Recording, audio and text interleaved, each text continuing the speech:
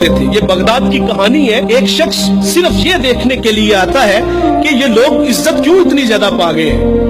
اس نے ایک ہوٹل سے کھانا کھایا، وہ مسلمان نہیں تھا، اور سامنے ٹیبل پہ ایک جوان بیٹھا تھا، وہ مسلمان ہے۔ اس نے محسوس کیا کہ اس کا تعلق ہمارے شہر سے نہیں ہے۔ خیر کاؤنٹر پہ جا کے اس کا بل دیا، اور اس صاحب نے کھانا کھایا، بل دینے کے لیے کاؤنٹر پہ گیا تو کہا آپ کا بل ادا ہو گیا ہے۔ کہا یہاں تو مجھے کوئی جانتا نہیں، میں اجنبی ہوں۔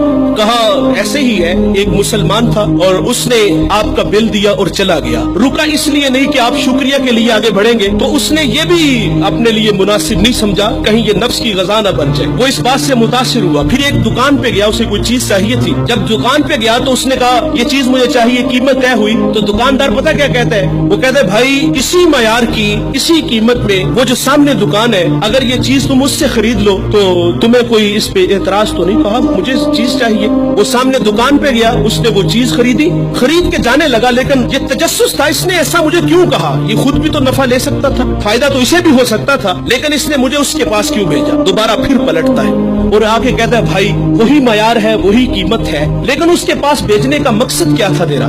اس نے کہا بھائی صبح سے اس وقت تک میرے پاس بڑے گاہک آئے ہیں اور میں نے اپنے بیوی بچوں کے لیے رزق روٹی اکٹھی کر لی ہے، اور وہ جو سامنے بھائی ہے اس کے پاس صبح سے لے کر اس وقت تک کوئی گاہک بھی نہیں آیا، تو میری آرزو تھی کہ تو اس سے جا کے خرید لیتا تاکہ وہ بھی اپنے بچوں کے لیے رزق روٹی لے جاتا۔